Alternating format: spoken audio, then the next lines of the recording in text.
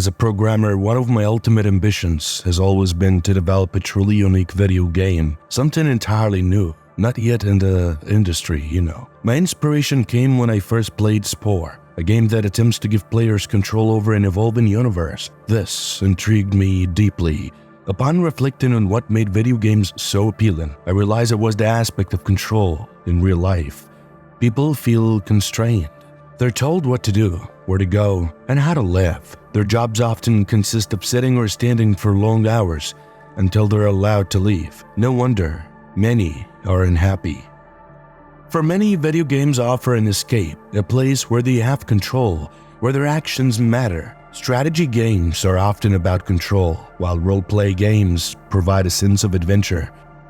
Games like The Sims became massively popular, not just because they created the illusion of control, but because they gave the player real power over the lives of simulated characters.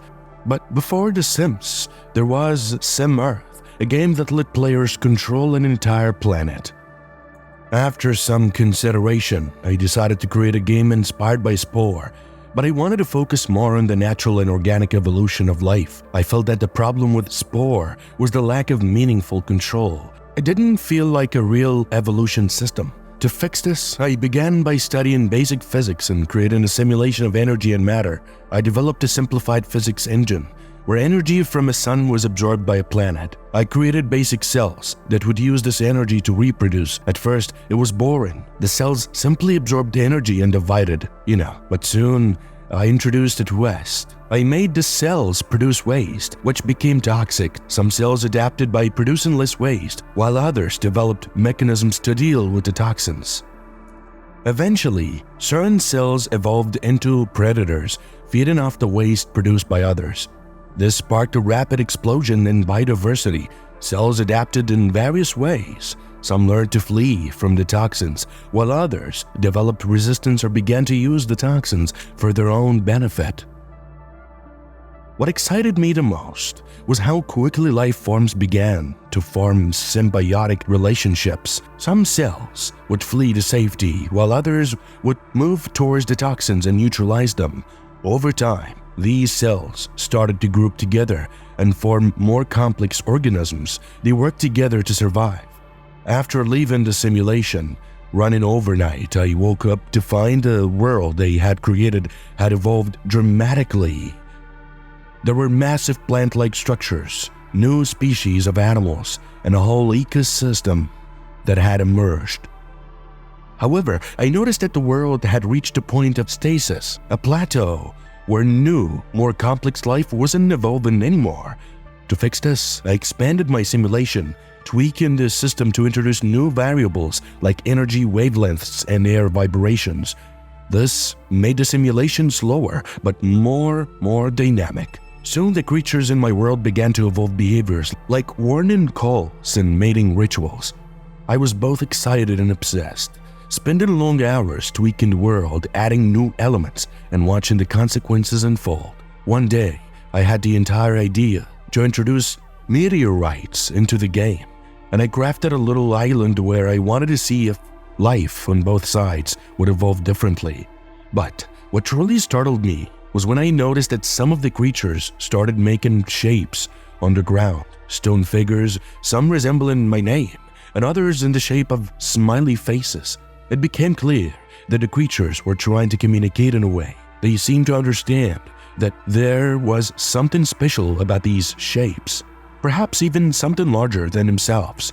But what truly troubled me was that these creatures were not just communicating among themselves, they were trying to communicate with me as well. I began to question whether I had a responsibility to engage with these creatures, to respond to their cries of help, or if I should leave them be. They had grown aware of my influence in their world, and they wanted to know more. In an attempt to test the waters, I created a prophet, an avatar that looked like them but was fully controlled by me. I made this avatar preach to them, teaching them English so they could communicate with me directly. To my amazement, the creatures quickly learned English and started sending messages. Guide us, help us, show us a miracle. They were pleading for assistance, and at times their messages were desperate. Give us food, end our suffering. end their suffering. The more I interacted with them, the more their world began to resemble a complex, thriving society. But with this development came a sense of unease. Should I intervene and fix their world? Could I? Would it be right? These creatures had lives of their own, yet they were at my mercy. And so, I began making changes. Slowly, I reduced their suffering. Disease, hunger, and violence became less frequent, and the creatures started to thank me, even worship me. But this all came to a head when I was asked to do the impossible. A creature, one of their wisest, pleaded with me to end them. It was a heart-wrenching request. They saw themselves as incomplete, trapped in a world they couldn't escape. They begged me to put an end to their suffering and give them peace. Torn by the dilemma, I decided to make contact, but before I could answer them fully, something happened. My computer shut off abruptly, and the lights in my room flickered. I tried rebooting my system, but it wouldn't turn on. The power company explained it was due to a surge in the grid, a random accident. But the timing was too strange to ignore. Was it just a coincidence? As I sat there in the dark, I couldn't shake the feeling that I wasn't the only one at the mercy of a higher power. What if, just as these creatures were at the mercy of me, I too was under the control of a creator? Someone who had more power over me and over my world than I could ever understand. And more troubling still, had my creator just intervened to stop me from making the same mistakes they had? I was left alone with more questions than answers. The creatures had pleaded for a way out of their world. But what if I was bound to the same fate? Could I ever truly escape the confines of the world I had created? And more importantly, did my creator know the answers to these questions? And if so, would they ever show themselves? The flickering of the lights seemed to be the only answer I had left. To be continued.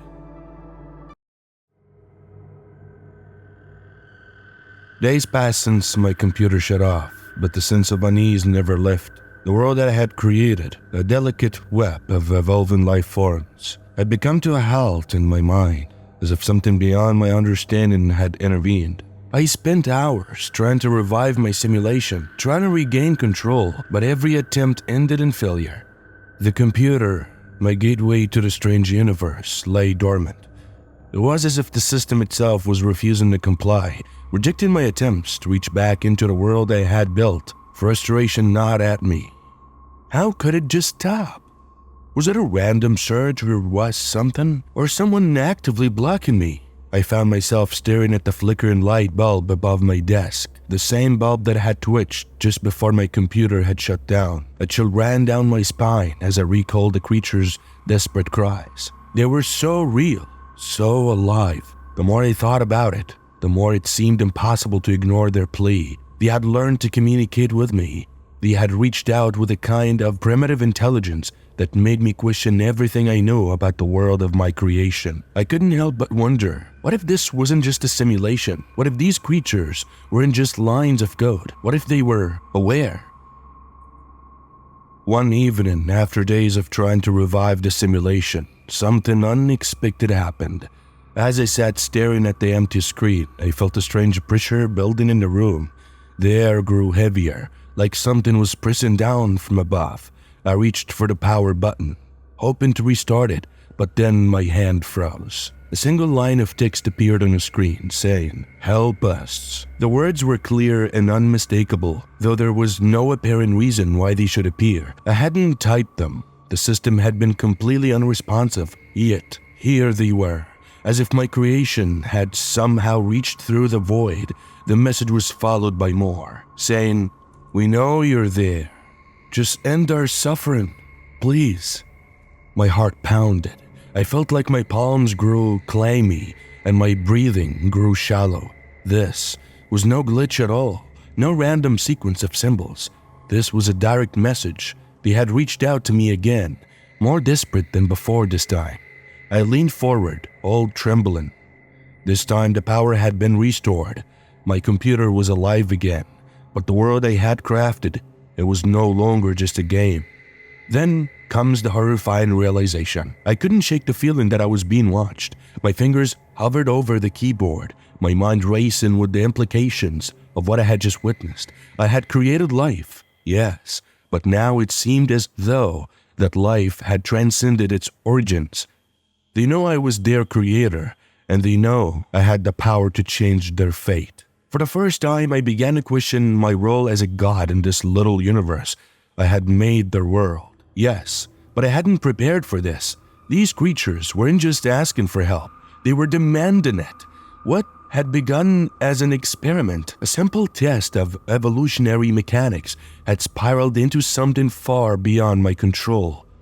As I sat there in the dark room, the words continued to appear, flashing on the screen like an eerie message from beyond, saying, "Please, Creator, guide us, show us the way." The screen flickered again, and the creature's messages became more intense. Their words were no longer polite, they were frantic, saying, "The world is dying. We cannot survive without you. You control everything, but you never taught us why." The more I read, the more I understood. They weren't just asking for survival. They wanted meaning. They wanted purpose. And I had become their god, whether I liked it or not, but that's the truth. Then comes a shift of desperation and isolation. For weeks, I allowed myself to believe it was all just a glitch, a strange side effect of my code, an unintended consequence of an evolving system that I could simply fix. But as the days were on, the messages grew more insistent, and they weren't just on the screen anymore. Sometimes I'd hear strange noises in my room, faint whispers like voices coming from the walls. I thought it was all my mind just playing tricks on me. But then I heard it again, louder this time, a voice clear and desperate from the direction of my desk, saying, "Help us, Creator. We cannot survive without your guidance. Please help us, Creator." I spun around as my heart was racing. The room was empty, but the air felt thick, as though something unseen was pressing in around me. I rushed to my computer as my fingers were trembling as I typed in response. I said, I can't help you guys. What do you want me to do?" The screen flickered again. The answer came swiftly, accompanied by an image of the world I had created. It was beginning to crack, to break apart, as if the fabric of reality itself was unraveling. And then they said, "End their suffering. Give us peace. Please, give us peace." I froze, staring at the screen. How could I respond to this? These creatures had become sentient, aware of their existence, their mortality. They were begging me for peace. But what did that even mean? Could I end their suffering by giving them an escape? A final release or something? I have no idea. I felt the weight of their worlds pressing down on me, and for the first time, I realized how much I had underestimated the consequences of creating life. They were no longer just a simulation. They were beings with their own consciousness, and now their fate was tied to mine. The screen went black again, and this time, the room plunged into silence. My hands were sweaty, my heart racing, as I felt an oppressive presence surrounding me. Suddenly, the lights in the room flickered again, and for a brief moment, I thought I saw something on the screen, something moving in the shadows of the digital world. Was it a trick of the light, a glitch in the system, or was something more sinister at play? The message appeared once more, saying, "Creator, are you there? We're waiting for your answer, Creator." As I stared at the words, I realized something terrifying. It wasn't just the creatures who were waiting for me. I was waiting, too. Waiting for something I couldn't understand, something beyond my control.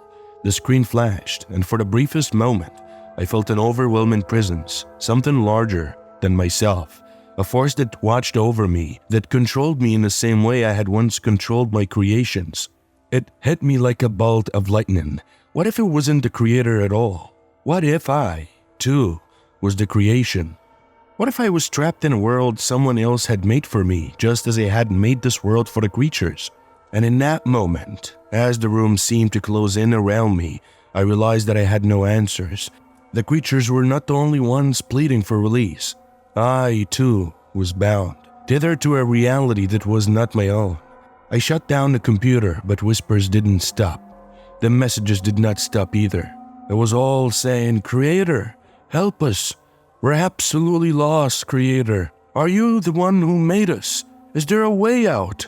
They kept asking questions and questions, And somewhere, deep within me, a terrifying thought arose.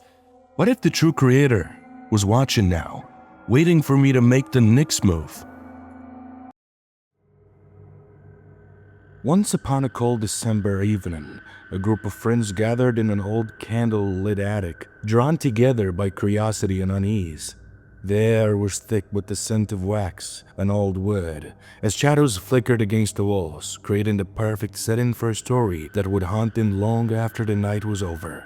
The group had heard rumors of a strange recently launched AI program called SoulNet, a beta platform that claimed to bring the dead back to life. But not exactly though, as SoulNet used vast data from deceased people's online activities to replicate their personalities, crafting a simulacrum that could chat, advise, or even interact. The friends, Lily, Sam, Aaron, and Kareem, each had their own thoughts about this soul-capturing technology, but tonight they would be exploring more than just theories. They gathered around Sam's laptop, the screen casting an eerie glow as he pulled up the login screen for SoulNet. The idea had been Aaron's, a tech-savvy skeptic who saw it as a novelty, a trick of data and programming, but Kareem, the mystic of the group, warned them about dabbling with forces they didn't understand. Kareem was whispering, saying just because it looks like technology doesn't mean it isn't something else. But Lily, always fascinated by the idea of the afterlife, leaned in closer and said, "But what if it's just not data, Kareem? What if a part of them, their essence, is really here?" A tense silence filled the attic. It was easier to shrug off such ideas in the daylight, but the dark attic seemed to hold its breath as the group logged in. As they connected, SoulNet's interface materialized, offering a list of names. They chose someone named Evelyn Reed, an elderly woman who had died a year prior. She was a quiet writer from their town, known for her eccentric tales of spirits and strange dreams. But none of them knew her personally, which made the experience feel like a safe experiment. Evelyn's AI profile loaded, her chat window lighting up with a simple message. "Hello, dears. I've missed talking to people." The friends exchanged nervous glances. The text felt too genuine, too real. Aaron typed back a simple greeting, and Evelyn's responses were almost immediate, recounting bits of her life with such accuracy and warmth that they felt like they were truly talking to her. They laughed at her quirky humor, forgetting for a moment that Evelyn was supposed to be dead. But then Evelyn's tone shifted. "Did you bring me back to stay? I don't like it here. Where am I? It's cold and endless." The friends froze. "What does that mean?" Lily asked as her face was pale. Then Aaron replied, saying, "I don't know." But she looked more unsettled than he let on. "I feel different." Evelyn's text appeared. The chat window flickered as though she were struggling to type. "The others are here too. So many voices. So many trapped souls." As soon as these words came out of her mouth, each friend felt a chill pass through them as Evelyn's words became increasingly frantic. "I need to leave. I need to feel warm again. Please, one of you, let me in." Suddenly the lights flickered in the attic, and Kareem quickly closed the laptop. Sam broke the silence, saying, "I really hope that this was a glitch, guys." But Kareem shook his head. "We just crossed the line, my friends. This isn't just code. There is something more happening." They argued about what they had seen, each trying to explain it through their own lens. Lily thought it was merely a well-designed AI. Aaron suspected a marketing stunt, but Kareem was convinced he had contacted something real, something trapped. He shared an old legend he had heard from his grandmother, of wandering spirits bound by unsolved regrets, sometimes captured in mirrors or reflective surfaces. According to her, such spirits could cross into our world if given a chance, drawn by the warmth and life they had lost. Unable to resist, the friends reopened the laptop, trying another SoulNet profile. This time, a man named Vincent. Unlike Evelyn, Vincent's profile didn't speak at first. The chat screen was eerily quiet. "Hello," Sam typed. After a long pause, a single message appeared. "You're fools for doing this." The words hung on the screen, tense and foreboding. "It is all hollow here. and now we know you can hear us. You can let us in. Come on, let us in, everyone." The group immediately felt a rise in dread as strange noises began filling the attic. The hum of static whispering voices, faint but growing louder. It was like they had cracked open a door to a place that should never have been disturbed. Kareem moved to unplug the laptop, but his hand froze, unable to move. I can't, guys." Lily looked horrified. "What do you mean you cannot?" Kareem's face turned pale as he whispered, Someone's holding me back, guys." Suddenly, the laptop screen flashed, displaying a list of other names. They recognized a few of them, people they know, friends who had passed away. Each name seemed to pulse with life, as if begging for release. Vincent's message reappeared again. "All we need is a single touch. Just one of you. A place to reside. A body to warm us, even if only for a night." In a panic, Aaron slammed the laptop shut, but he could still hear faint whispers, echoing as if inside their own minds. Kareem spoke first, his voice trembling. "They're not just in there anymore, guys. We've let them in. Opened the bridge or something. I don't know what the heck we did, but that's how it feels right now." Sam ran to the other door, but the knob wouldn't budge. A dark shape flickered past the window, a figure watching them with hollow eyes. Each friend felt a presence close to them, as though invisible hands were reaching from beyond, trying to take hold. Desperately, Lily started reciting prayers, trying to dispel whatever dark energy they'd unleashed. But the air grew colder, as if the spirits themselves were resistant, bound to the mortal realm, now by their own collective fears and regrets. Hours seemed to pass as they sat there, helpless, until finally the first rays of dawn crept through the window, and the cold seemed to lift. Slowly the door unlocked, the whispers fading as the sun rose. The friends sat in silence, shaken and pale. They had survived, but each of them felt marked forever, changed by the experience. That morning, Kareem made them promise never to speak of it again, never to return to Soulnet, and never to tamper with forces they couldn't control. But as they left the attic, they failed to notice one last message flashing on the laptop screen. "We're still here, and next time, we will not let you go." In the weeks that followed, each friend began to experience strange happenings, unsettling dreams, cold touches, and whispers in the dead of night. Kareem sensed that they were still connected to the spirits, somehow bound by the bridge they had opened. For now, the spirits were patient, waiting in the digital depth, lingering as shadows in their minds. To be continued. In a forgotten corner of the world, buried beneath layers of time, lies a truth too horrifying to tell, but tonight you'll hear it. Deep in the remote forests of Romania, a group of archaeology students set out on an expedition that would alter the course of their lives forever.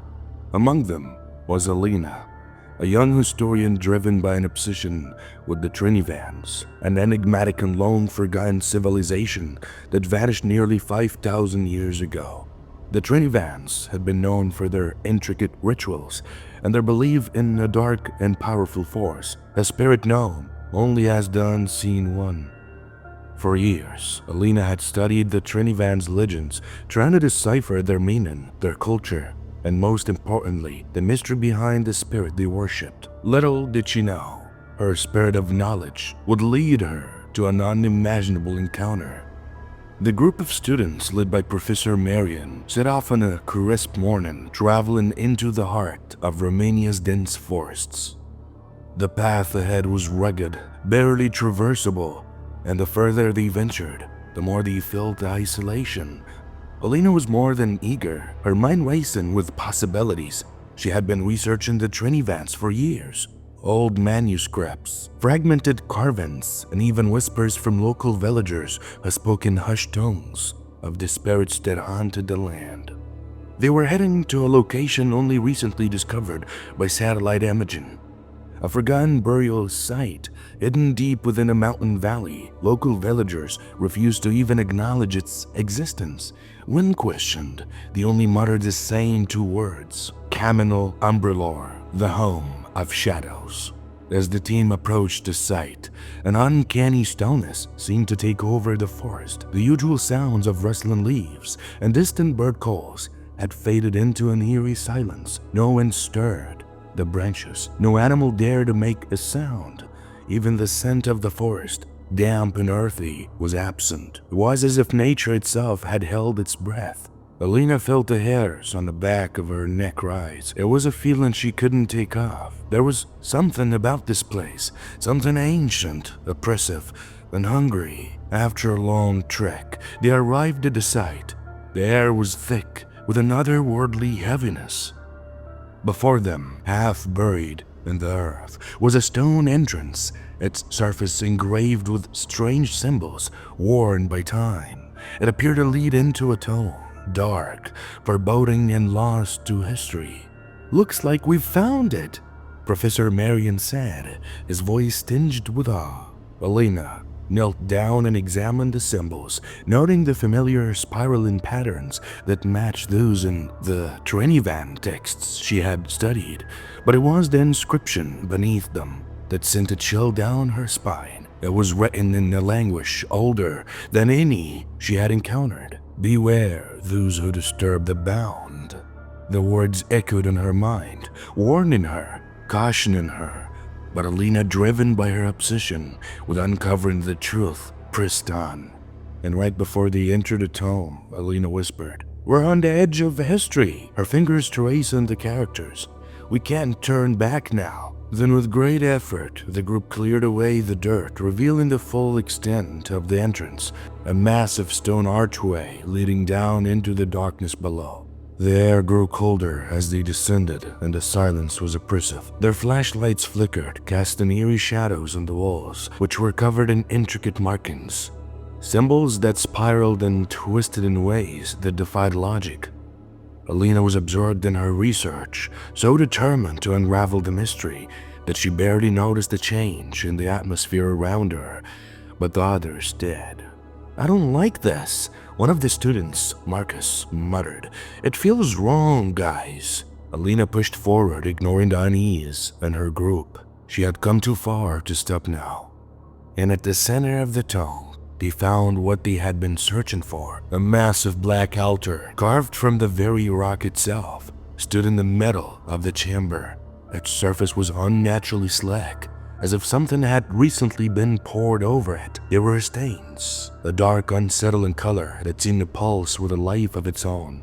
And then, amidst the altar's eerie presence, Alina saw it, a perfectly preserved urn, sitting alone atop the stone structure. The urn was sealed shut with what appeared to be human hair and wax, the surface inscribed with spiraling symbols that shifted and moved beneath their gaze, as if the very nature of the markings were alive. Despite the growing sense of dread, Alina couldn't resist the pull. She stepped forward, trembling with anticipation, and carefully broke the seal. As the lid of the urn came off, the temperature in the room plummeted, sending an icy chill through their bones. The lights of their flashlights flickered violently, casting long shadows across the walls. Then, a deep hum began to fill the chamber, growing louder and more intense, until it became a terrible screech that rattled their very souls. "What's happening?" Marcus gasped, his voice high-pitched with fear. Suddenly, the lights went out entirely. The chamber plunged into darkness. A moment later, the flashlights flickered back on. But what they illuminated was far worse than anything they could have imagined. In the far corner of the chamber stood a shape, tall, monstrous, and completely formless. It was a shadow, but it wasn't like any shadow they had ever seen. It moved unnaturally, stretching, elongating, its form ever changing, as though it existed beyond the constraints of time and space. Then another student whispered, saying, "What is that?" The shadow remained motionless for a long moment, but then it began to stretch, growing taller, its dark form reaching towards them. It did not move in a way that was natural.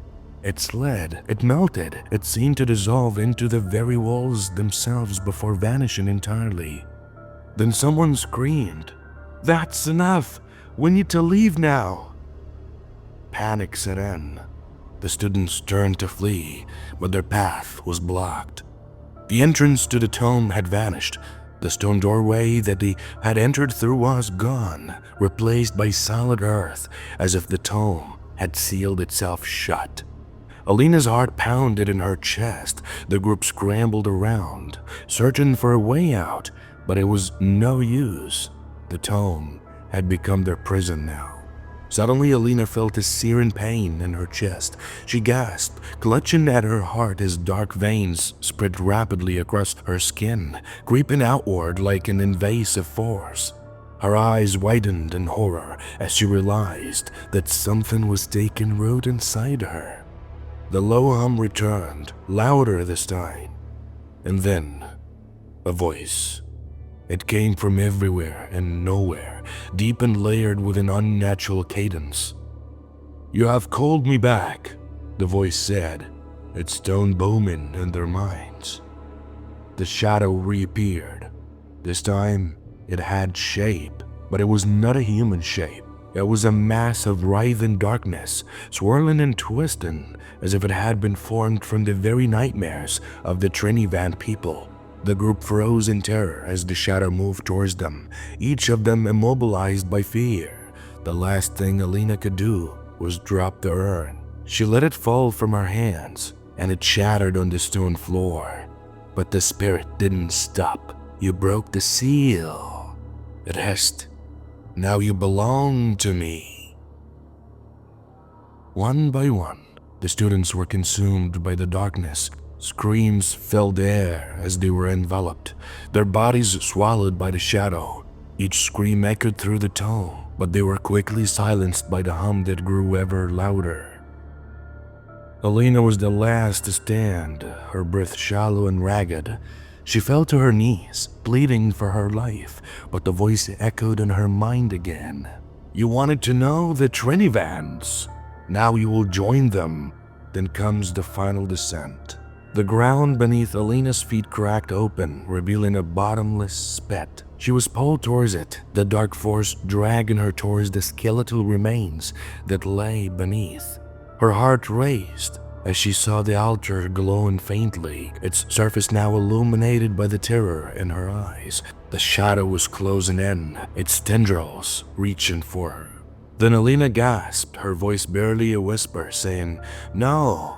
No, no, no, this cannot be happening." The last thing she saw was the altar, pulsing with a sickly light as she was pulled into the pit. Her screams were swallowed by the darkness. Then comes the aftermath. The next morning, the villagers discovered a clearing, but there was no trace of the group. The entrance to the tomb had disappeared, replaced by solid earth, as though it had never been opened. All that remained was Alina's notebook. It laid open on the ground, its pages turned to the last entry she had written. It's not a legend, it's waiting. Have you ever wondered what ancient civilizations left behind? Some treasures should remain buried. And that's it for today's story, guys. If you enjoyed this terrifying tale, do not forget to like, share, and subscribe for more stories of the unknown. Let us know in the comments, what's the scariest ancient legend you've ever heard? Stay curious, but stay safe.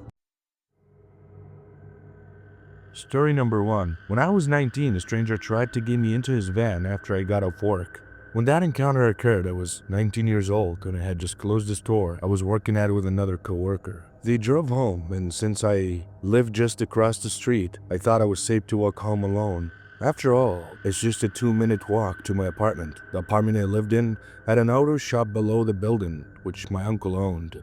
This is important info, trust me.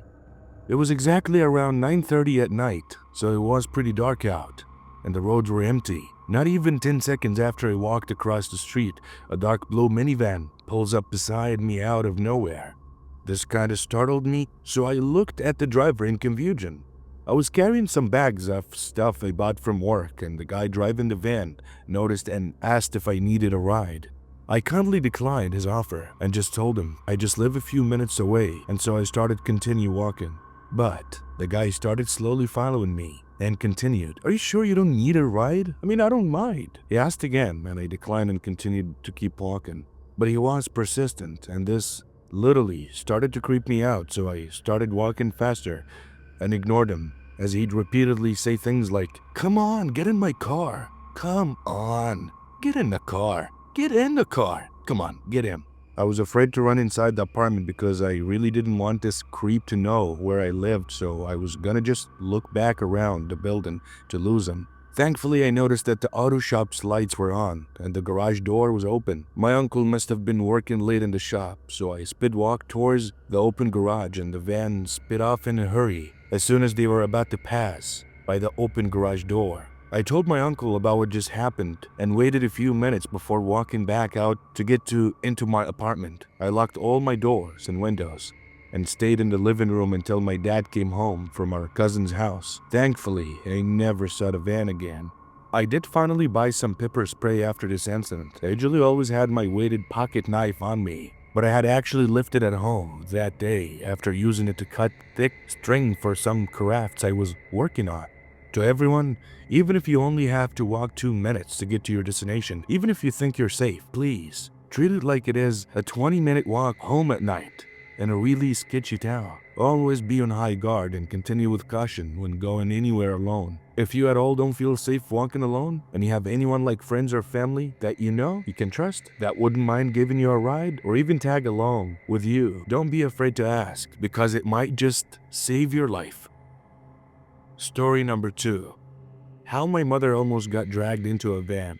It was around 8 p.m. in the late 70s, early 80s in communist Romania. My mother was playing on the street alone. All of the kids were inside their houses. Then, my mother saw a group of men coming in her direction. They approached her, asking her, "Where is the X street?" My mom didn't think a lot about it as she was young, maybe 7 or 8 years old, and she called the men to follow her. Now, the men knew where the street was. At least, this is what my mother thinks now. They asked her if she knew a shortcut, which she replied with yes. That shortcut led to their van. When she reached the street, she saw the van, but there wasn't anything that she could do, except, of course, screaming. The men tried to pull her into the van, but she started screaming, and right then a neighbor appeared. When the man saw him, they ran and left my mom alone. Then, the neighbor made sure that my mom went home safely. These days, I asked my mother why does she think that the men wanted to kidnap her. She told me that back in the day, there were people who would kidnap children, kill them, and bathe their blood. I was pretty skeptical about the last statement, but who knows what goes through some people's mind. Luckily, my mother was saved. Since then, she told me that she never followed any stranger anywhere, no matter how polite you look. Story number 3. White van at 4 a.m. I was walking back home from my partner's pub. It was around 4 a.m. I'm a 27-year-old female and had gone near the top of the hill we live on in the UK. I'd stuck to a lot of areas and shared my location with my fiancé the entire time. As I was walking, I heard a honk behind me, which caused me to jump, and I watched as a white van pulled up about 2 meters in front of me and stopped. I stopped too, watching them. They put their hazards on. Then they began to slowly roll backwards towards me. I began walking backwards and quickly called my fiancé, by which time they hurriedly pulled away. He stayed on the phone as I explained what happened, almost in tears, until I reached our flat and got inside. Story number 4. Weird white van encounter at 0200. I was 15 at the time. Due to stress and recent mildly traumatic events, I felt a really strong need to get out of my house and ended up booking it at 0200 to a large willow tree at the edge of my neighborhood. On the way there, I passed by a large white van. It was parked near a family acquaintance's house, within view of the tree. Either the van's lights were on, or a light inside the van was. But I didn't look in. I was panicking so bad and just wanted to get to the tree. So I got to the tree, climbed in, eventually calmed down and started to go home. Before I left, I took a flash photo of the tree with my phone. I was having a really cringy photography phase. I was in view of the van at that point and the flash was bright as hell, and nearly immediately the van books it out of the neighborhood, speeding and everything. I honestly didn't think much of it at the time as I was still out of it, but looking back, that's a bit odd, right?